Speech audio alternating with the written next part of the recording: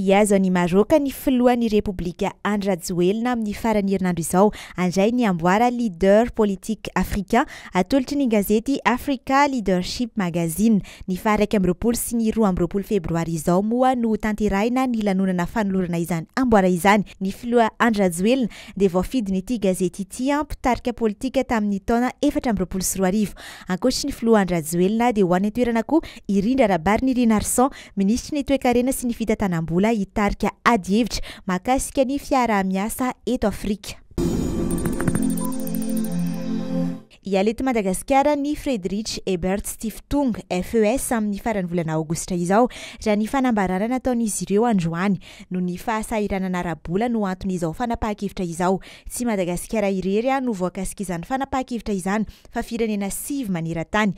Maro ireo sehatr'asa izay nosahaniny fa nisangany tamin'ireny tato anatin'ny 20 taona dia ilay fandaharana asa famolavolana ny tanora amin'ny haitarika na ny Youth Leadership Training Program YLTP ka ny taona 476 no tonga teto Madagasikara ny FES nisy fiatoana kely ny 576 hatramin'ny 726 ary izao andao any Madagasikara izao indray izy ireo.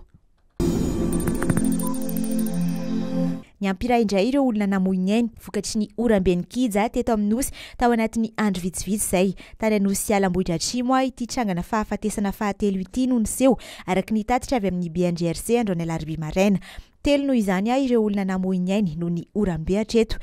Ensakilany dia nitomby ihany koa ny isan'ireo traboina efa tafiakatra 750 sy raialy izy ireo androany maraina. Eto Analamanga ny 470 sy 700 sy raialy amin'izy ireo.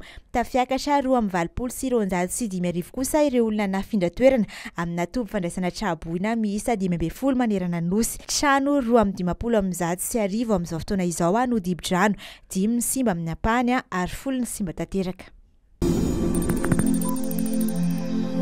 Araka nambaran'izy ireo ny 10 febroary lasa teo dia efa midina ifotony manara-maso ny fandrarana ny fanaovana fanamiana miaramila ireo mpitandro ny filaminana araka ny vaovao nampitain'ny ministeran'ny Foloalinday.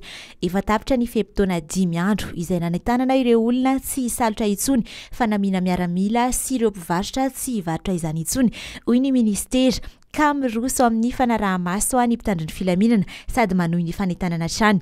Raha araka ny nambaran'izy ireo dia efa tsy ahitana fanamiana miaramila intsony eny amin'ny tsena saingy mbola misy kosa ireo olona hita manao ny fianamiana toy ny akanjo ny satroka sy ny pataloha.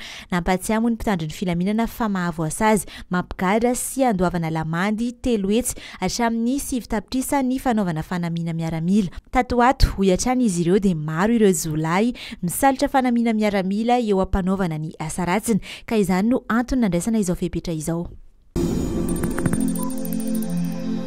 Manomboka tonga tsikelikely eto Antananarivo ireo firenena andray anjara amin'ny fifanitsanana Afrobasket 2024 ny tolakandro teo no nigadona tetsy ivato ny Egyptiana izay isan'ireo firenena andray anjara ka hifaninana amin'ny Madagasikara. Ho an'ny Ankoay dia efa feno tanteraka ireo mpilalao 12 andrafitra ny ekipa pirenena malagasy. Tonga eto Tanindrazana ho Maltalata i Mathias Madi izay anampy ny Ankoay amin'ity fifaninana ity ny 20 hatramin'ny 13 febroary izao no tonto saina etsy amin'ny lapan'ny kolotsaina sy ny fanatanjahantena ity lalao izay fifaninanana ity. Ankoatry ny Madagasikara dia isan'ireo firenena mandray anjara i Côte d'Ivoire, Egypte ary Centrafrique. Efa lafo avokoa moa ireo tapakila fanasana na invitation amin'ireo lalao ireo raha nambaran'ny Fédération malagasy ny basketball. Mbola misy kosa ny tapakila tsotra.